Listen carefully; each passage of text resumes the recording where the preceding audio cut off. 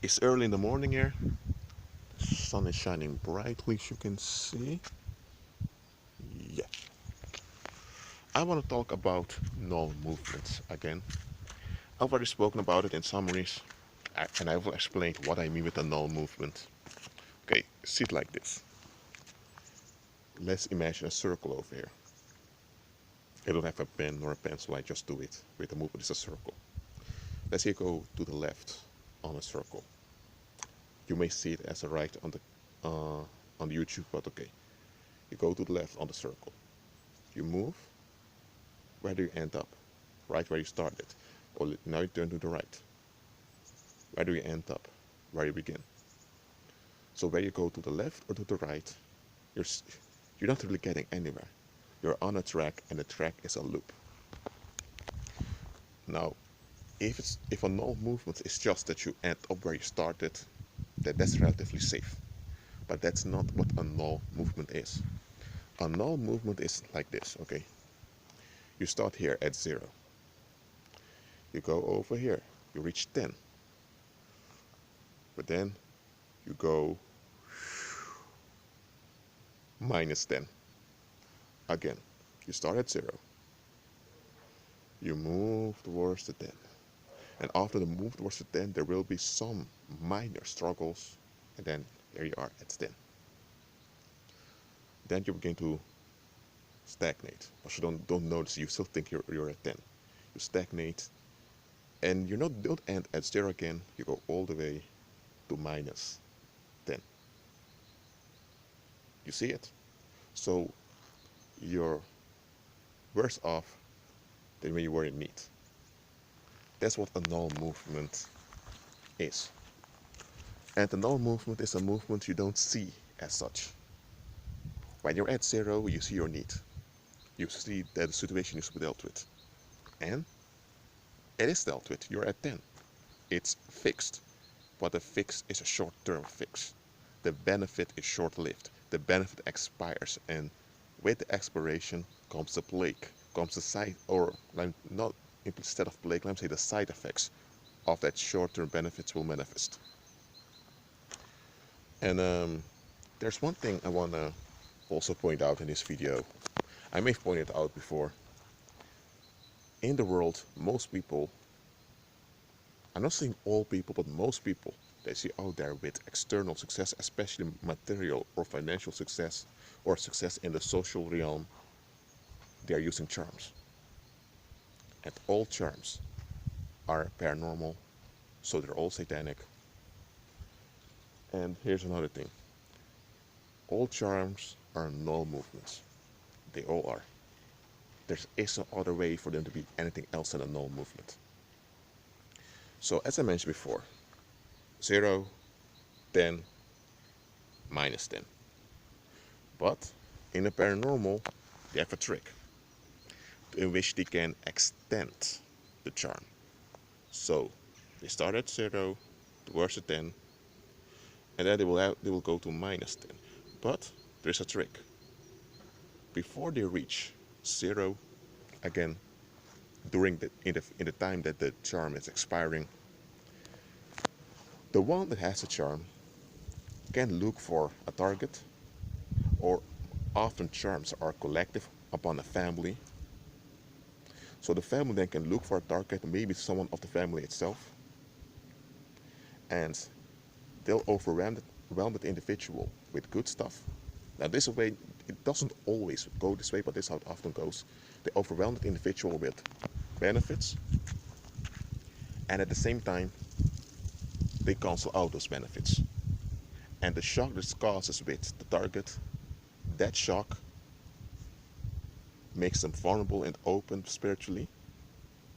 And when that target is vulnerable at that time, all the side effects and all the waste of that null movement is transferred to the target. So now it's a target falling apart. And what happens then is that they're back at 0, but they start all over again.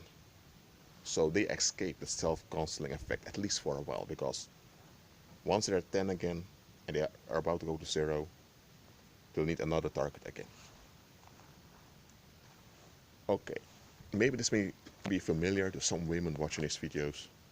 Some of you used to have access in the past, and after a while you look back and you think, how did I ever got involved with that guy? When you began with the guy, it was all sweet. He understood you, he knew what to say, he he was a support for you. Some of you even wanted to get married, or some of you were married eventually, and suddenly, just like that, he changed. Now look, I'm not saying this was your case, because I don't know your case directly. I don't even know who's watching this video. It can be that that guy used you as a target to transfer the self-counseling side effects of the charm he was operating in. And that's why females have to be careful with the type of men they go after. Because a lot of female, they want the alpha male type. Now, first of all, alpha male versus beta male, that duality is just imaginary. It doesn't exist. That alpha male type that women tend to go after, first of all, that alpha male type is not even human. It's not even healthy. All right? I'm not even going deep into that alpha male crap in this recording. But anyway, if you're looking for an alpha male, you're really looking for someone that's satanically empowered. You're looking for Prince Charming. You're looking for a charmed man. And if you're looking for a charmed man who has the financial and social prosperity the way you expect, well, if you look long, you will find him. But that guy is in a null movement. So and if he is financially prosperous and he is considered an alpha male, then he's under a charm. And if you get involved with him, you are serving yourself on a silver plate to become, I'm saying, the goat that will receive the side effects of that charm. So it can be that you have a guy who has his own business, is earning a lot of money, he has manners, he has boundaries, he has all of that. But it can be that he's worshiping some Greek entity. I mean, at his office, at his workplace, he has this small room with a small altar where he does his warlock things. You don't know about it, but he's in a charm, and he knows soon he'll be back at zero and he'll drop to -10. He doesn't want those side effects, so he wants to escape them, and he wants to extend the charm. So what happens? Sooner or later, often sooner, some female's going to appear who has wrong thinking patterns that she never evaluated, and she wants an alpha male, and she will fall for the guy. And the guy understands, okay, this is my chance. So he begins a relationship, does everything that's needed to um, meet her false expectations, and he knows that once she's so after some sexual contact when she's quite vulnerable, he breaks or turns on her, she's shocked, and then all the waste energy and that dark cloud is moved into her aura, and then the guy leaves, and she's now the one falling apart, having mental issues, financial issues, suicidal issues, and all of that. Well, it happens. It also happens the other way around. There are also many females that operate in charms, and they're longing for an easy man to begin to get involved with, but not because they want love, not because they want marriage, not even because they want to escape loneliness. They want an easy man, preferably a young man. Why? So because they know once they're involved with a young man and suddenly they break or they turn on the young man, they know that it will cause a shock, and they can transfer paranormally all those side effects of the charm can charm upon they can release upon the young man. Then they move on, and the young man is left behind. He's mentally falling apart. He becomes violent, and well, it goes worse and worse. Well, such things happen. People don't often talk about it. A lot of people don't even know it exists. Well, it exists.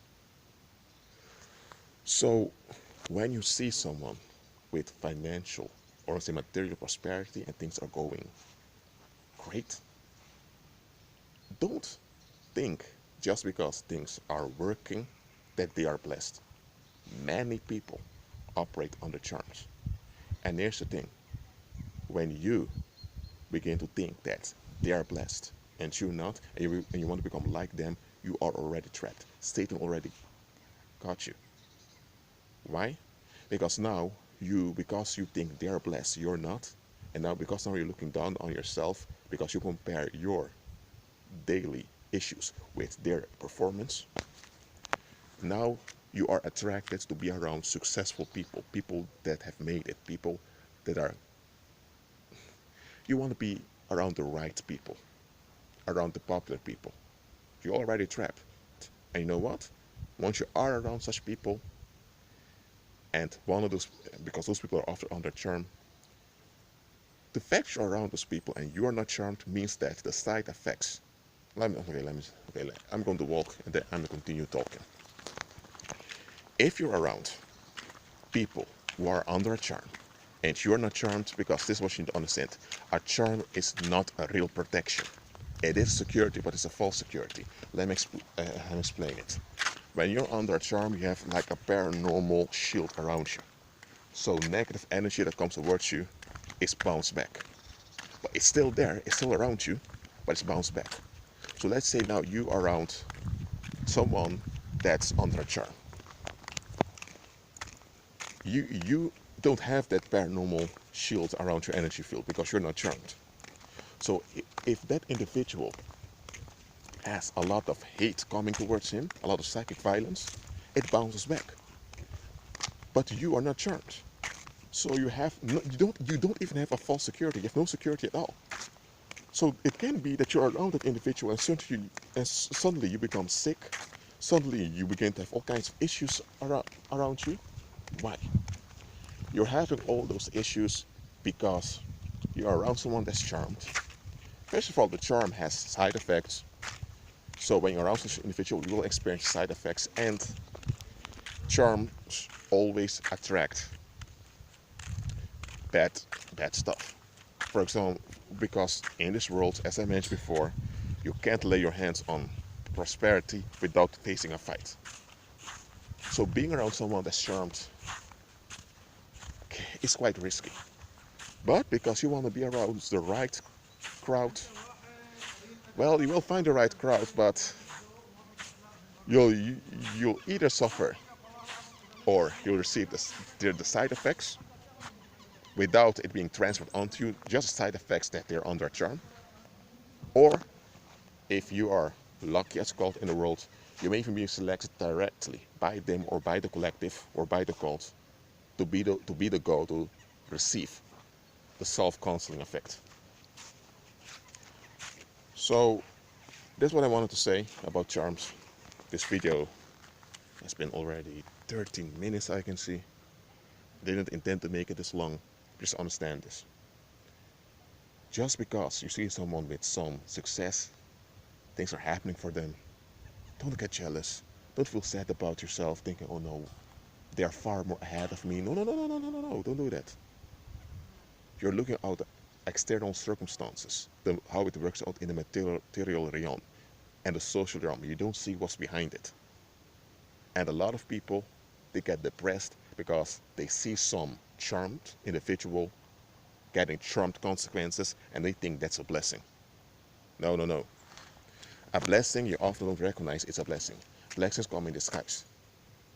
With a blessing, there you will face things, some horrible things even. But anyway, the blessing does not expire. And the blessing is not bound to a certain outcome. Charms are. So, for example, and then I'm going to close this video, it can be that you have been unemployed for a while and that now you want to look for a job. And you think, man, I need to get it. And you're stressing out how to fill in the application forms to make it likely for them to hire you. But then you don't get a job, you're only on welfare. But while you're on welfare, you begin to see things differently. Yes, you still have people looking down on you because you're not working, because you're not contributing to society and all of that. But while this is all going on, you begin to see things differently, begin to notice things. You are growing in wisdom and understanding. And soon you don't have a full-time job, but you work only 2 days a week. It's part-time, but at that part-time job, you now have the ability to express your hobbies. Let's say that you enjoy drawing or history. Now you can read history books. Now you can make paintings. So that's how a blessing operates. There are bad stuff happening, but you overcome those bad stuff and you overrule those bad stuff. That's what blessing is. With a charm, if you get a charm, you will get a job quickly. You may even get a job you're not even qualified for. You may even get a job and doors just opened for you. That's a charm. But you do have all those quick manifestations. But let's say now after 5 years, you have a burnout. Because yes, you worked too long, you've earned a lot of money, but your career is now draining you. Now, that's a charm. And if you want to prevent the burnout of being refueled again, then you transfer it to a goat. And you need to do it over and over again. So there's sorrow coming with charms. There are benefits. The benefits of a charm are real, but they're short-lived and they expire at your expense.